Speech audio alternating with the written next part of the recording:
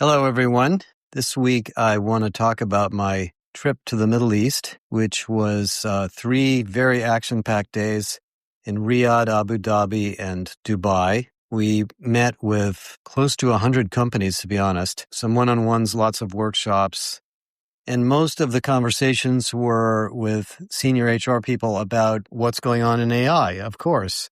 The interesting thing about the Middle East, there's a couple things I want to sort of point out to those of you that don't spend a lot of time here, is that virtually every organization we talked with is on a hypergrowth path. Construction, engineering, retail, transportation, railways, airways, energy companies, hospitality companies. The 7th Disney park is being built in Abu Dhabi. I mean, it's just an incredible growing economy. A little bit slower in Saudi than in the UAE, but just incredible. We also spent some time with the Sovereign Wealth Fund here.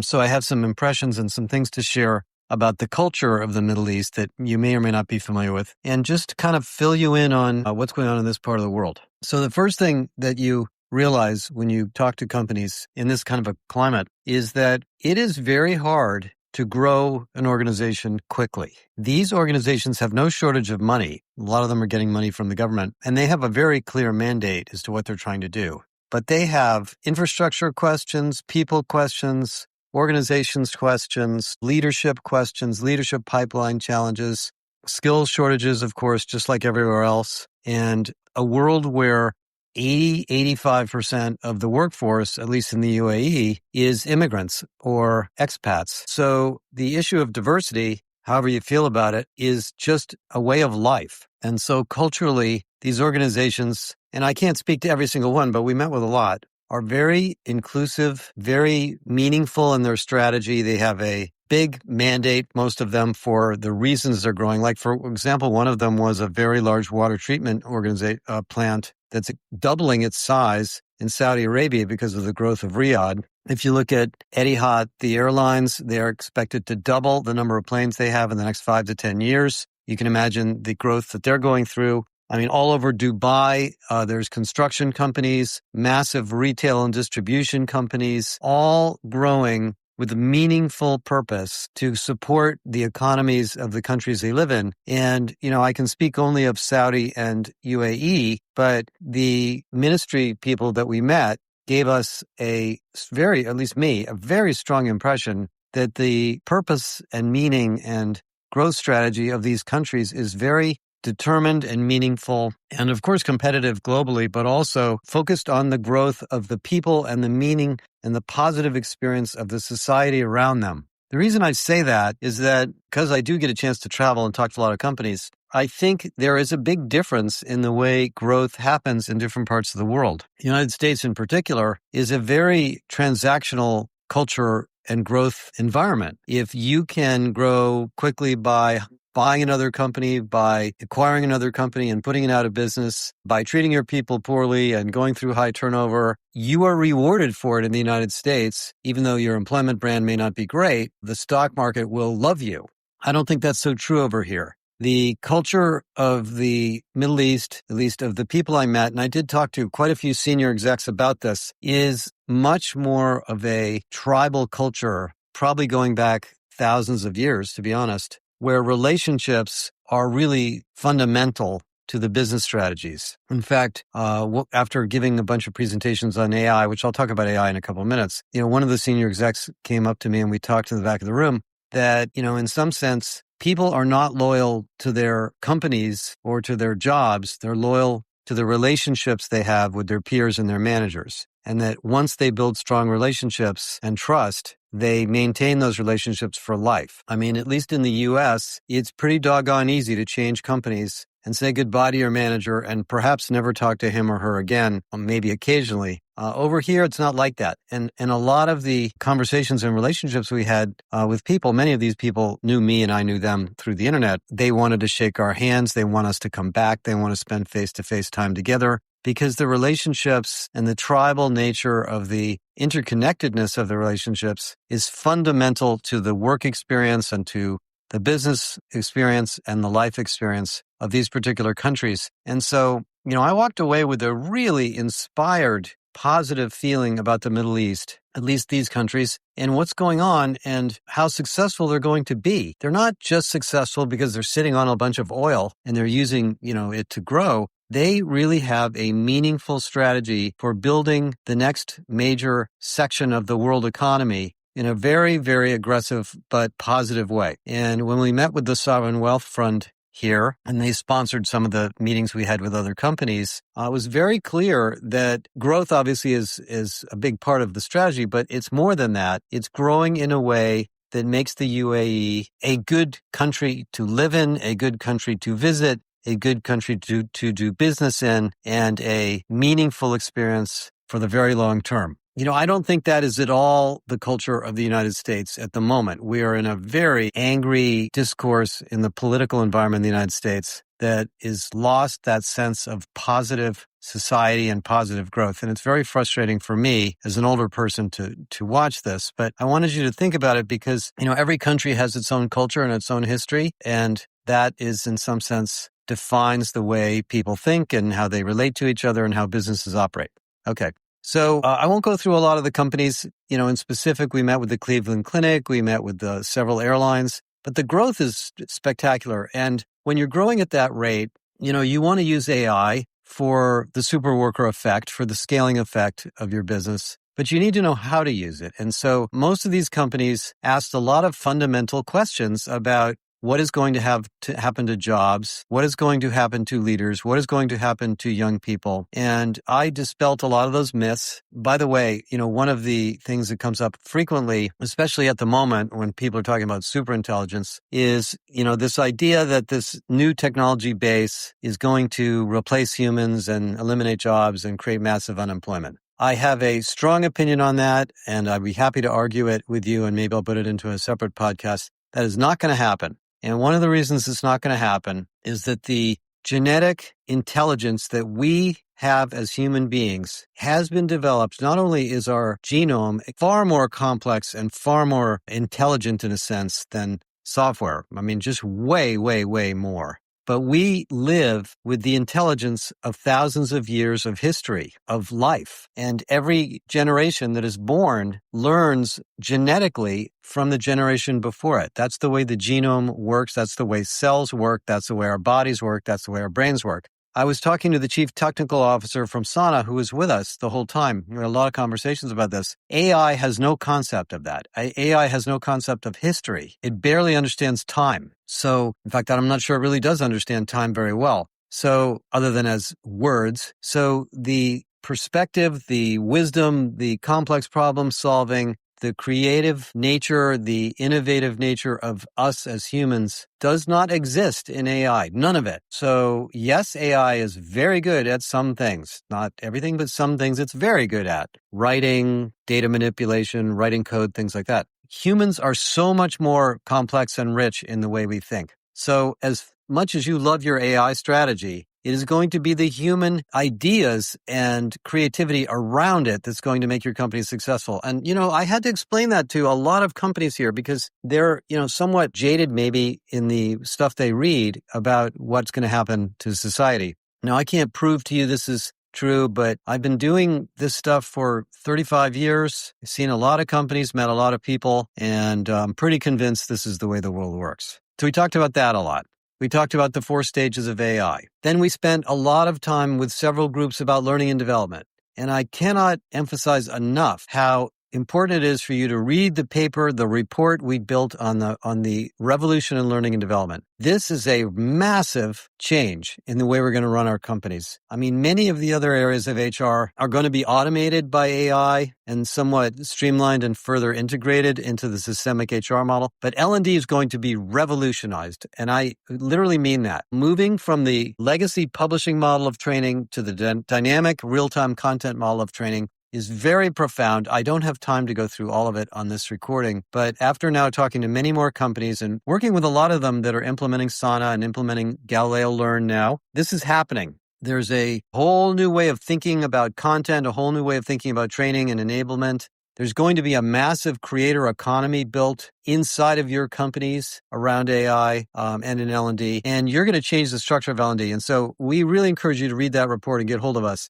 By the way, the best way for you to learn about this transformation is to get your hands on Galileo Learn. A single license is only $495, and you can experience it. You can develop your own content in Galileo Learn, even as a one-user license. And you can immediately see how vastly different, superior, and quite innovative AI is when you have an AI native L&D and enablement strategy. And it's going to go beyond L&D, way beyond L&D, as you'll hear when we talk about the Galileo platform strategy, which I'll talk about maybe next week. So we talked a lot about that. And then went through many, many examples for companies on how AI is being used in recruiting, how AI is being used in employee experience. One of the fascinating things that came up, because we met with couple of airlines, the IATA organization, which is the Airline Transport Association that does research for the airlines, is now using Galileo. And a professional there, who I'm going to interview, and we'll have maybe her on the podcast or maybe come to our conference, has built an entire skills model for the future of 5 levels of skills in all of the major roles in the airline industry and map them against the demand for those skills by geographic location, because of the different demands for different types of travel. It is a fascinating report that she did, and she used Galileo to manage all the data and combine and analyze all the skills data. So the things people are doing with Galileo in particular and AI are just mind-boggling. And I won't go through all of them, but we're doing just ongoing, adding more and more content to Galileo. We have a new release coming out in July, by the way, called the Venus release. We're naming them after planets for a while. And it's going to have a whole new data set for AI transformation that's going to blow your mind. I won't tell you right now exactly what it is, but stay tuned for that. And that was an interesting finding when we talked to her and looked at what she was doing, because the airlines here are hypergrowth airlines. I don't know if you've ever seen a hypergrowth airline, but hypergrowth airlines have to hire all sorts of people. They have to come up with new systems. They have to build airports or gates and terminals. They have to acquire planes. It's really amazing what's going on over here. Okay, so that's a little bit about my experience the last couple of days, and we're just so excited about what's going on in HR at this point. One of the other themes of a number of the conversations was layoffs and downsizing of the company and the AI and the HR department itself. So let me just discuss a little bit what's going on there. So this week there was another article in the Wall Street Journal about this. There have been articles day by day filtering out. Chip Cutter wrote one, and highlighting companies like IBM, Microsoft, generally the tech companies, but others, Unilever, Nestle, that are using AI in very innovative ways for people practices, but also that they're reducing the size of their HR department. So let me talk about that. So it's pretty clear to me, and I wrote a big article on this a couple months ago, that something like 30% of what we do in HR is paper management, data entry, process management, stuff that isn't really top of license work. There's a concept in the healthcare industry, particularly for nurses, called working at the top of your license. And the idea of top of license is if you're a nurse, you should be doing nursing. You shouldn't be moving furniture around and worrying about wires or spending time scheduling people. That's not nursing work. You should be with patients and taking care of them. And so what the healthcare industry does is rigorously redesign work so that nurses can stay top of license. Well, we don't do nearly enough of that in our white-collar jobs. So what AI is going to do is it's going to allow us to work top of license. What does top of license mean for an HR person? If it's a recruiter, it means talking to people and assessing them and finding them a good job and making sure they're a good fit.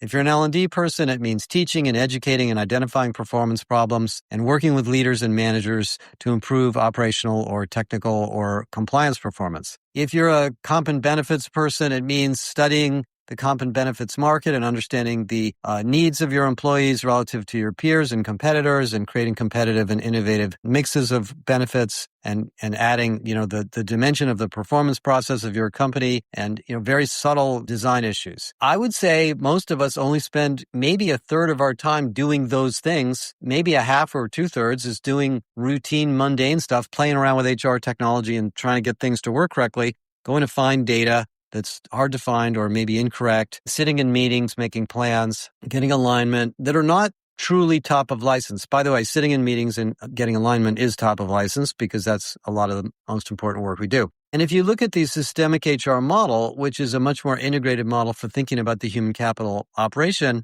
we can eliminate a lot of routine work and a lot of complex workflows. In recruiting, you can probably eliminate 2/3 of the administrative work that various recruiters do on scheduling and administering interviews and surveys and sourcing and looking at placing ads and working on employment branding and things like that. And I could go through all the other areas. So there will be a downsizing effect. Does that mean the HR department's going to be half the size? No. I mean, you could do that if you want, and I think there will be people that do. But the reality of it is it's going to give you time to spend more energy and intellectual capital on growth, on innovation, on positive impact of your organization. Now, that means that all of you listening to this podcast are going to have to step it up and be more comfortable in higher level roles. If you like entering data into the performance management form on behalf of your employees as an HR business partner or an HR, advisor, whatever your job title might be, you're not going to be doing that anymore. They're going to do it themselves or the system will do it. If you like writing job descriptions because it kind of gives you a thrill, that's going to be done by AI in a much more interesting and capable and more probably correct and valuable way. You're going to have to start to think about your skills in understanding the business and coaching and change management and leadership assessment. And, those are all great skills that you probably have some of, but you're going to do more of that. And you're going to spend more time on cross-domain thinking. We had a lot of conversations about this because they're very thoughtful people in a lot of these meetings.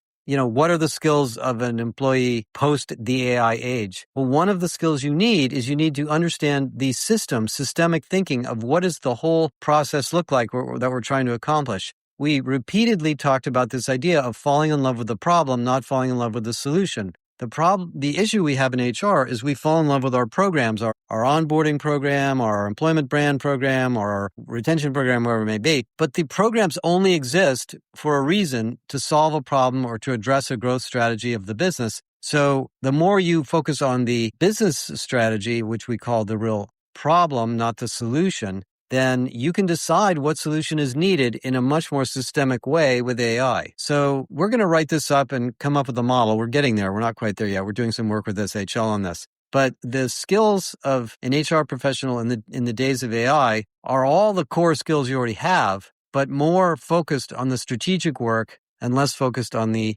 mundane administrative work, some of which is going to disappear. And once we use AI for more things and we're tape recording interviews and automatically assessing skills from AI systems and assessing job fit based on candidate behavior and getting direct performance feedback from the AI on performance ratings, we're going to have to think very strategically about whether these AI recommended solutions are correct or not. What can we do to make them better? What data did they base their decisions on? These are kind of new, complex, higher level things that we're going to be doing in HR. And you're just going to have to understand how HR works. And that is why I'm going to repeat one more time. The best way to learn about this is not to take a course, but to use an AI tool. Use Galileo, use Galileo if you can, because Galileo is designed for HR, and there's hundreds of pre-made templates or prompts in the task library in there, and we're adding more. So this is a lot of what we talked about with a lot of these companies here. And these companies are very aggressively adopting AI as much as they can, but only in the, context of growth. Another topic came up a lot because there's a lot of new technology adoption in these growth companies. And that is, what about the core systems versus the new ones? And again, another podcast I could do on this, but the general shift that I think is going on is not only conversational interfaces and agentic tools sitting on top of the ERPs, but even more significant than that is AI platforms are development tools. They're not off-the-shelf applications because they're not deterministic like old-fashioned software. They learn and grow and change based on the data, which means you're going to want to tweak them and modify them and, make them the right tool for your company, for your business, for your operation. And so that means that working with IT, many of you are going to be writing prompts. By the way, writing a prompt is just speaking in English or whatever language you speak. It's not a software programming language where you're going to be learning how to train the system, and you're going to be building apps. And there's a new era of development tools called vibe development, where you talk to the system and you tell the system what you're trying to do, and it builds the app for you. And we're working on one of those with Sana that's going to hit Galileo Learn first. So you're going to be able to tell the system what your problem is, and it's going to build something, and you can tell it what to build and how to build it and what you want it to do. And you're going to be a developer. Just like people developing videos on TikTok and YouTube, we're going to be doing a lot of this ourselves. That is a huge difference from the days of buying a great tool in HR, turning it on, training people how to use it, implementing it, and crossing your fingers that it's going to do what it was supposed to do. This is a very different world. And that, of course, means that working with IT is very important because they're going to be involved in the standard setting and the data management and the security of this. By the way, I do not believe that we're going to merge HR and IT, although a lot of people have been talking about that. I don't think that's likely because I think the IT function in companies has many, many, many things to worry about that have nothing to do with human capital. But you have to definitely be joined at the hip now because a lot of what they're trying to do to implement AI in the operational part of your company is going to affect jobs and work relationships and work patterns. And so if you understand the work well and what they're trying to do, you can help with the human capital issues, the pay, the skills, the training, the hiring, and so forth along with them. So this is back to partnering significantly with IT in this new era of AI transformation. Okay, one more thing, I'll wrap up because I've been going on a little bit past my normal time. We did give away a lot of copies of Irresistible, the book. And I'm not here to hawk it just because I wrote it, but that book has very important concepts that are very relevant in this particular era of AI transformation because it's all about growth and it's all about people and it's all about organizations. Several of the people in the meeting I had just before the end were debating the role of humans and machines and whether machines were going to take over too many tasks and, all that stuff. And, there's some philosophers who are very negative on this that have written a lot of books. And I said, well, there's a big part of the Irresistible book that talks about the unquenchable power of the human spirit. And you've heard me probably mention this a couple times, but what I said to them was, at least in my experience, in my life, I have seen hundreds and hundreds of situations where human beings have overcome obstacles and learned and changed and adapted in ways that are simply miraculous. And the best example we all have is the pandemic, when not that long ago, we were all worried about dying from the pandemic. I mean, most of us, certainly in my case, we didn't even want to take groceries home and touch the bags because we were afraid there was something on them that was going to kill us before we knew what the virus was doing. Within only a few weeks, maybe a month or less of the pandemic and sending everybody home, we reinvented the way we worked. We reinvented our jobs, our lives, our delivery services, really giving way to a very high growth economic cycle after the pandemic, unleashed by this new disconnected, delivery oriented, remote hybrid work world we live in, including getting food and other things delivered online. I mean, a lot of amazing innovation happened. We didn't sit around and just wait for the virus to kill us. We adapted. We came up with new ideas. We pulled ourselves up by our bootstraps. Some of us got pretty sick. I got very sick, in fact, but we all dealt with it. And if any of you have ever had a chronic illness or another obstacle in your life, you've been badly injured, you know what it's like. You have to, kind of tap into this well of energy that you have as a human being. And I believe that in the world of AI, where the AI vendors are overhyping everything they do and talking about superintelligence and hyper superintelligence and super duper intelligence, we're going to have to remind ourselves of this in the HR function. And if you ever get concerned about, the impact of AI on your daily life, and you want to talk to me about it, just reach out and I'll give you more concepts to think about in terms of what this all means. I was just inspired by this week. I wish many of you could have just been with me to meet the people that I met and experience what happened here. This region is so interesting and inspirational and in some ways visionary in ways that I haven't seen in many parts of the world. There's parts of Asia that are like this, but the United States is not this way at the moment. And I think we all have a lot to learn from our partners and friends in the Middle East. Thank you guys for listening to me today, and we'll keep in touch over the next couple of days. And next week, I'll maybe talk more about the Venus release.